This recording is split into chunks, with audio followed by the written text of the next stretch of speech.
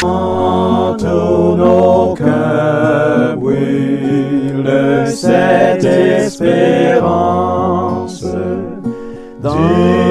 retour de notre Sauveur. Différents faits divers nous interpellent et nous incitent à la réflexion. Ils annoncent un événement imminent et d'une grande importance. Mais comment l'analyser? En écoutant Jean-Claude qui, à la lumière de la Bible, t'accompagnera et te permettra d'être prête, d'être prêt pour le retour de Jésus. Note que les éditions spéciales sont disponibles sur YouTube. Quelle est la réponse 2? Le 2, c'est le chiffre. Je te salue fraternellement en Jésus-Christ, le Sauveur du monde. C'est Jean-Claude qui partage avec toi cette nouvelle série qui s'intitule « Découvrir la vérité ». Avec beaucoup de joie que nous nous retrouvons. Ah, qu'est-ce que ce sera lorsque Jésus reviendra? Et tu me diras, Jean-Claude, c'est en écoutant tes messages que je me suis rapproché de Dieu. Et tu me prendras dans tes bras et moi je ferai de même, je t'embrasserai. Et ensemble nous allons louer l'Éternel pour cette rencontre. Aujourd'hui nous verrons, prends-la. Juste avant, prions. Notre Seigneur et notre Dieu, nous sommes encore à tes pieds. Nous sommes encore dans ta salle de classe, qui est la nature. Nous te remercions de continuer de nous éclairer et de nous diriger dans toute la vérité. Nous t'avons prié parce que le Saint-Esprit nous conduit à toi. Au nom de Jésus. Amen. Rappelle-toi. Les gens vantèrent la beauté de Saraï à Pharaon, qui la fit récupérer.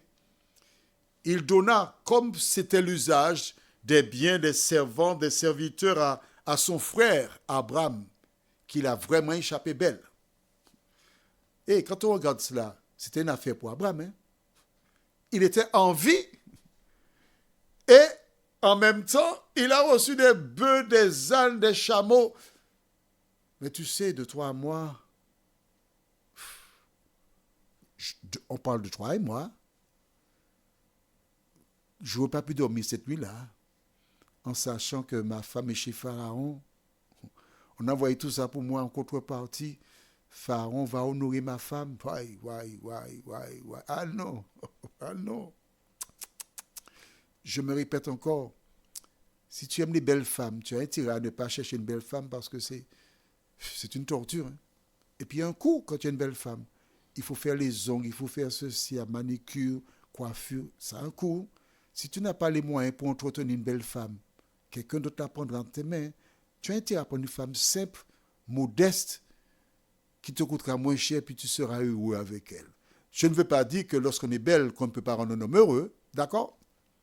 Voilà donc Pharaon qui a pris la femme, et Dieu l'a frappé. La maison de Pharaon. Et nous lisons aujourd'hui, verset 18 jusqu'au verset 20. Alors Pharaon appela Abraham et dit, « Qu'est-ce que tu m'as fait? Pourquoi ne m'as-tu pas déclaré que c'est ta femme? Pourquoi tu dis, c'est ma sœur? Ainsi l'ai-je prise pour ma femme. Maintenant, voici ta femme.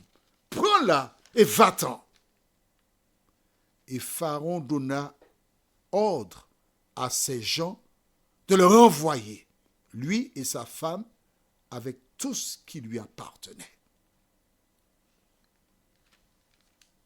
Explique-moi ça.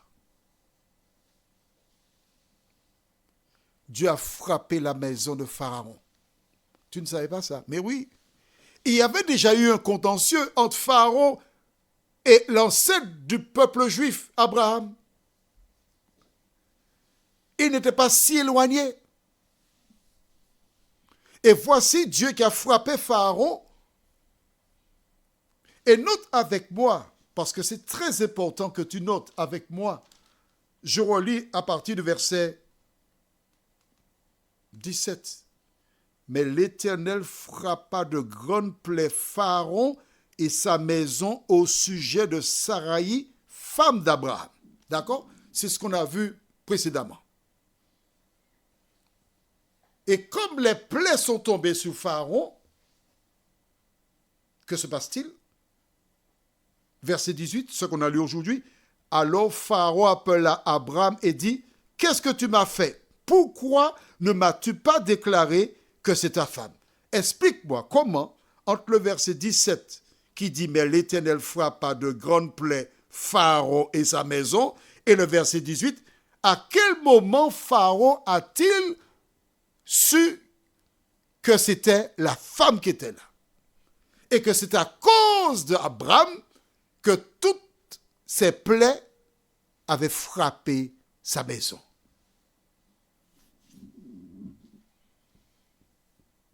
Dis-moi. Je t'avais dit précédemment que je te dirais pourquoi. Dis-moi. En ce temps-là, les rois avaient des magiciens. Ils appelaient ça des sages. Et soudainement, voici, les plaies sont tombées sur Pharaon. Soudainement. Que fait Pharaon? Il appelle ses kémoiseurs, ses magiciens, ses sorciers. Parce qu'il vivait qu'avec ces personnes. Dans le temps, tu verras plus tard, lorsque Moïse sera envoyé par Dieu vers Pharaon, et Dieu lui donne un signe en disant, tu vas prendre la verge, un bâton, tu vas jeter qui deviendra un serpent. Quand Moïse alla, il jeta la verge qui devint un serpent. Pharaon tapa des mains et dit, magicien, venez me voir mes magiciens. Regardez ça. Les magiciens prirent leur bâton, eux aussi, ils jetaient leur bâton au sol, qui devinrent eux aussi des serpents. Donc nous savons que ces gens fonctionnaient, et jusqu'à présent, les hommes d'État fonctionnent avec des magiciens. Mais il y a une différence. Quand les bâtons des magiciens devenaient des serpents, ils se levaient, puis ils étaient en train de regarder le seul serpent d'Aaron, la verge. Voici le serpent d'Aaron avancé vers eux. Ils ont tous avancé vers lui, et voici le serpent d'Aaron qui a avalé un premier serpent, un deuxième, un troisième, un quatrième, un cinquième. Les yeux des magiciens se sont ouverts. Ah! Et un seul serpent a mangé tous les serpents des magiciens. Donc Pharaon appelle ses magiciens. Que se passe-t-il? Et les magiciens rapportent à Pharaon, cela est arrivé parce que cette femme-là, c'est la femme d'Abraham, c'est pas son frère. Il t'a menti. Voilà pourquoi Pharaon appelle Abraham et dit, hey, viens ici. Qu'est-ce que tu m'as fait là? Et j'aime beaucoup. Regarde ce qu'il dit. Qu'est-ce que tu m'as fait? Pourquoi ne m'as-tu pas déclaré que c'est ta femme? Qu'est-ce que tu m'as fait? Pourquoi tu m'as fait ça?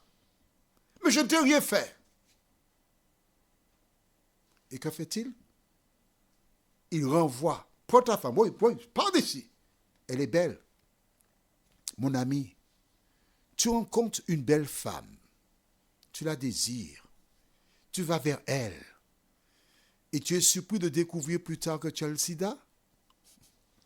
Tu t'es laissé entraîner par ce que tu vois, car la Bible déclare, l'homme regarde à ceux qui frappent les yeux. Pharaon a été touché par la beauté de cette femme qui était fort belle.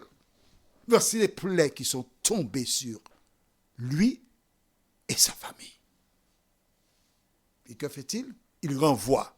Alors regardez. Les servantes et serviteurs qu'il avait donné à Abraham, il les a perdus.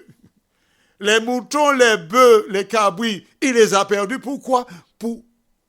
À cause de la malédiction, le regard. Dieu, en même temps, je t'ai dit que je te dirais, a permis cette expérience afin de rappeler à Abraham qu'il n'était pas n'importe qui. En apprenant ce qui est arrivé à Pharaon, Abraham découvrait que l'Éternel aurait pu le protéger.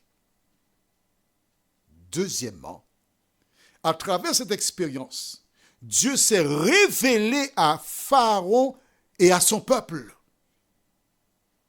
Parce que les magiciens lui rapportèrent qui est l'Éternel.